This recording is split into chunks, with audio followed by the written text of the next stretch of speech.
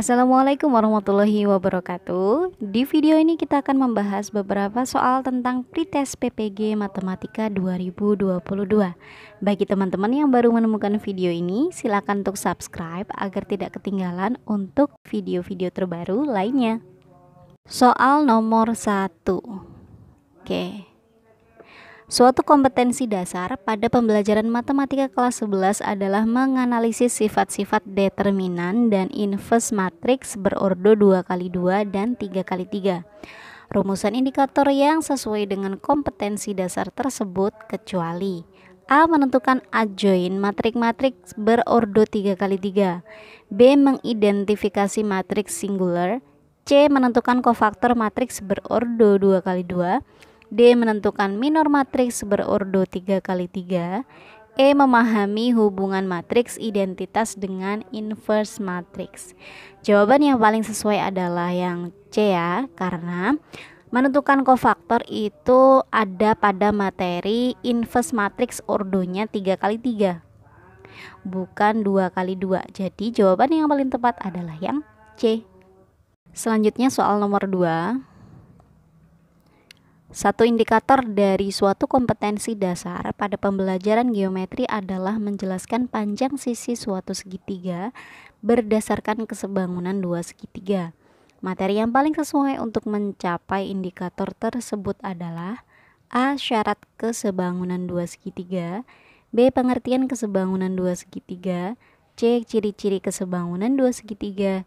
D. Perbandingan sudut-sudut dua segitiga sebangun. E. Sifat-sifat kesebangunan dua segitiga. Di sini yang ditekankan adalah menjelaskan panjang sisi suatu segitiga berdasarkan kesebangunan dua segitiga. Ini yang ditekankan ya. Jadi kalau untuk menjelaskan ini tidak cukup hanya dengan mengetahui syarat, pengertian, ciri-ciri maupun perbandingan. Jadi yang paling lengkapnya adalah sifat-sifat ya. Kita harus mengetahui sifat-sifat kesebangunan dua segitiga untuk bisa menjelaskan panjang sisi suatu segitiga berdasarkan kesebangunan dua segitiga. Selanjutnya soal nomor 3. Suatu indikator dari materi sistem koordinat ialah menentukan kedudukan garis yang sejajar dengan sumbu X. Media yang paling sesuai untuk digunakan dalam pembelajaran agar indikator tersebut tercapai ialah A. Slide PowerPoint dengan gambar bidang koordinat dan sebuah garis yang melalui titik 2,0. B. Video pembelajaran yang menampilkan garis sejajar sumbu Y. C. Papan dengan koordinat dengan paku sebagai titik-titiknya serta sebuah benang dengan posisi tegak lurus terhadap sumbu Y. D. Lembar kerja terstruktur tentang tempat kedudukan titik pada bidang koordinat. E. Kertas manila yang terdapat gambar bidang koordinat serta sebuah garis yang melalui titik 0,5 dan 3,0.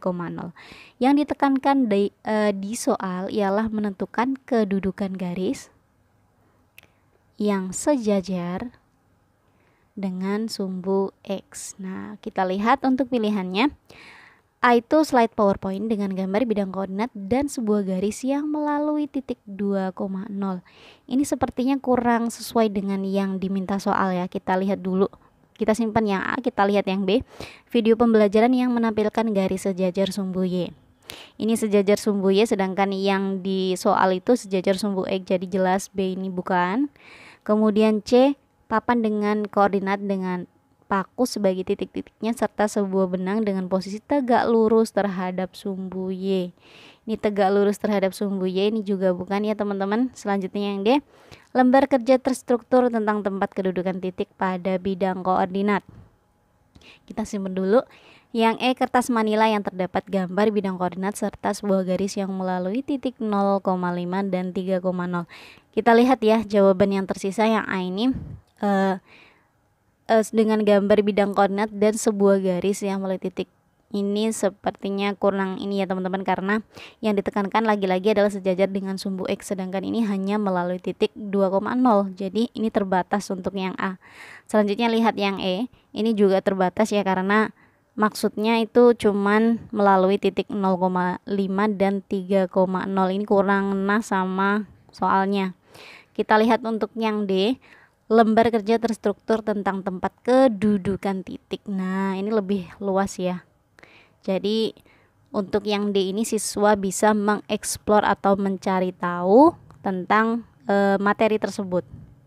Jadi jawaban yang paling tepat adalah yang D. Selanjutnya soal nomor 4. Diketahui suatu indikator menghitung panjang garis singgung persekutuan luar dua lingkaran. Oke, saya garis bawahi dulu ya. Menghitung panjang garis singgung persekutuan dua lingkaran. Soal berikut yang paling tepat untuk mengukur capaian indikator tersebut ialah A. Panjang garis singgung persekutuan luar dua buah lingkaran adalah 12 cm dan jarak dua titik pusat lingkaran tersebut adalah 13 cm. Jika panjang salah satu jari-jari lingkaran adalah 8 cm, luas lingkaran yang lain adalah, nah yang A ini bukan teman-teman ya, karena A ini yang ditanya adalah luas lingkarannya. Kemudian lihat yang B, diketahui dua buah lingkaran dengan pusat di A dan B, masing-masing berjari 3, 4, dan 10 cm. Garis CD merupakan garis singgung persekutuan luar. Bila CD sama dengan 32 cm, panjang AB yang ditanya adalah panjang AB-nya teman-teman, bukan garis singgung persekutuan luar. Yang C8 ini bukannya yang B tadi. C8 buah roda dililit dengan tali seperti gambar berikut. Masing-masing roda diameternya 14 cm. Tentukan panjang tali yang melilit roda-roda tersebut. C ini bisa ya, kita simpen dulu. Yang D, panjang jari-jari dua lingkaran adalah 29 dan 14 cm. Panjang garis singgung persekutuan luarnya 36 cm. Hitung jarak pusat kedua lingkarannya. Ini tanya adalah jarak pusatnya teman-teman, bukan garis singgungnya. Coba ya, yang D ini kita coret. Kemudian yang E, apakah yang dimaksud dengan garis singgung lingkaran luar dua lingkaran? Yang E ini juga bukan teman-teman, karena ini hanya pengertiannya saja yang ditanya, sedangkan di soal adalah menghitung. Jadi E bukan. Kita lihat yang C lagi. Intinya yang ditanya adalah tentukan panjang tali yang melilit, artinya kan garis singgung, ya kan? Kalau yang ditanya panjangnya berarti garis singgung, maka jawaban yang paling tepat adalah yang C. Soal nomor 5. Salah satu kompetensi yang harus dicapai oleh siswa SMP adalah menjelaskan dan melakukan operasi hitung bilangan bulat. Oke, saya garis bawahi dulu aja. Menjelaskan ya, ini kompetensi yang harus dicapai. Dan melakukan operasi hitung bilangan bulat dan pecahan dengan memanfaatkan berbagai sifat operasi. Tujuan yang paling tepat dirumuskan adalah A. Dengan cara diskusi, siswa dapat menghitung hasil kali dua bilangan bulat menggunakan sifat pengurangan. B. Dengan menggunakan konsep pengurangan, siswa dapat menghitung hasil bagi dua bilangan bulat. C. Siswa dapat menggunakan sifat ketertutupan pengurangan bilangan bulat untuk menentukan hasil bagi dua bilangan bulat. D. Siswa dapat menggunakan sifat asosiatif penjumlahan bilangan bulat dalam menyelesaikan suatu permasalahan. E. Dengan cara diskusi, siswa dapat menentukan hasil kali dua bilangan bulat menggunakan konsep penjumlahan bilangan. Oke, lagi-lagi kita harus mengacu pada soalnya ya. Indikatornya yang harus dicapai adalah siswa mampu menjelaskan dan melakukan operasi hitung bilangan bulat dan pecahan manfaatkan sifat operasi.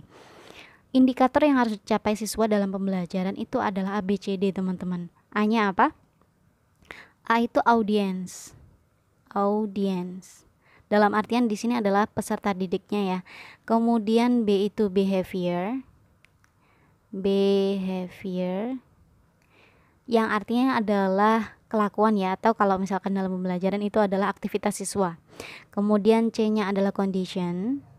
Condition ini artinya adalah kondisi siswa sebelum atau sesudah belajar itu seperti apa.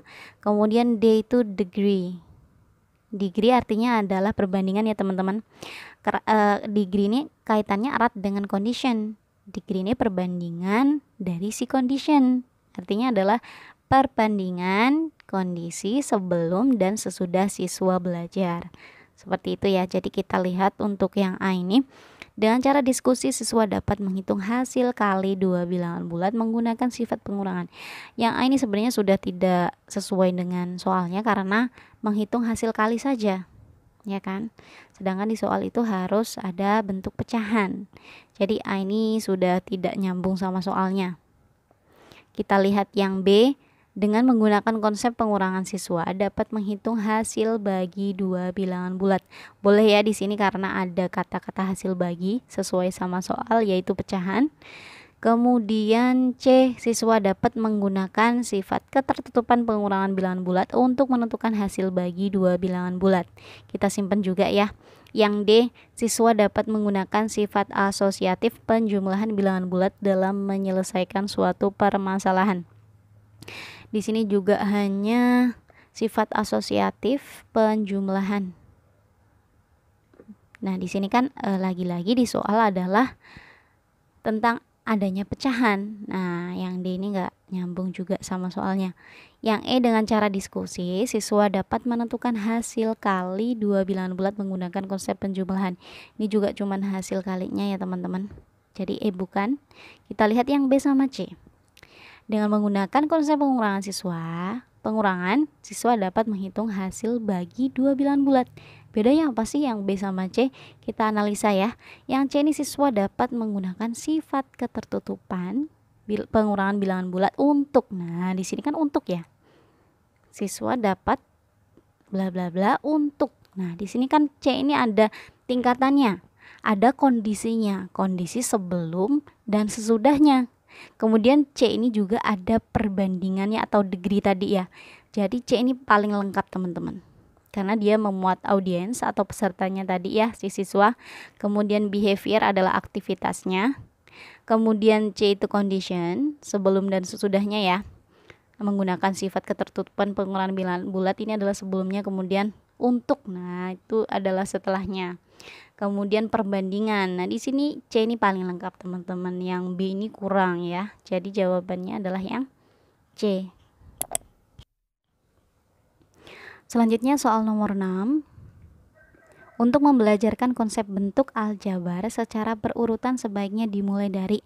Oke, ini artinya harus urut teman-teman jawabannya.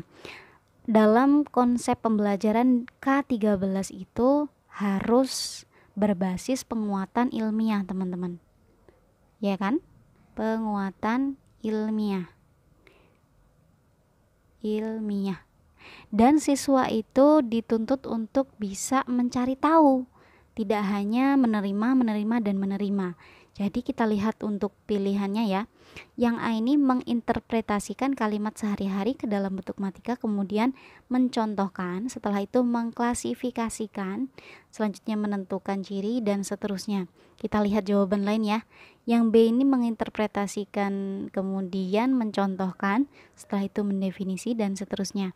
Yang C juga menginterpretasikan terlebih dahulu. Yang D sama E, lihat teman-teman, ini mendefinisikan terlebih dahulu. Nah, dalam K13 tidak seperti ini ya konsepnya. Karena kita harus mengetahui suatu kejadian dulu, kemudian baru kita mendefinisi. Nah, ini konsepnya kan menemukan. Nah, jadi dia lebih ke penelitian dulu lah. Nah, penguatan ilmiahnya seperti itu. Jadi kita lihat yang A, B, C ya teman-teman. Ini yang A menginterpretasikan dulu, kemudian dia mencontohkan, selanjutnya mengklasifikasikan, menentukan, dan mendefinisi. Ini mendefinisinya terlalu akhir teman-teman yang A. Jawaban A ini bukan. Kemudian yang B sama C, ini juga beda tipis ya jawabannya, tapi yang paling tepat ini adalah yang C. Soal nomor 7. Pada materi bunga, pertumbuhan dan peluruhan terdapat urutan materi ialah X, kemudian bunga tunggal, kemudian Y, kemudian pertumbuhan, selanjutnya yang terakhir adalah Z. Pengganti X, Y, Z secara berturut-turut untuk melengkapi urutan materi tersebut adalah, nah ini jawaban yang paling tepat adalah yang A ya teman-teman, yaitu definisi bunga terlebih dahulu, kemudian bunga tunggal, selanjutnya bunga majemuk, pertumbuhan, dan yang terakhir adalah peluruhan. Oke, itu tadi beberapa soal yang sudah kita bahas di video ini. Jangan lupa subscribe agar tidak ketinggalan di video-video selanjutnya. Semoga bermanfaat. Terima kasih. Assalamualaikum warahmatullahi wabarakatuh.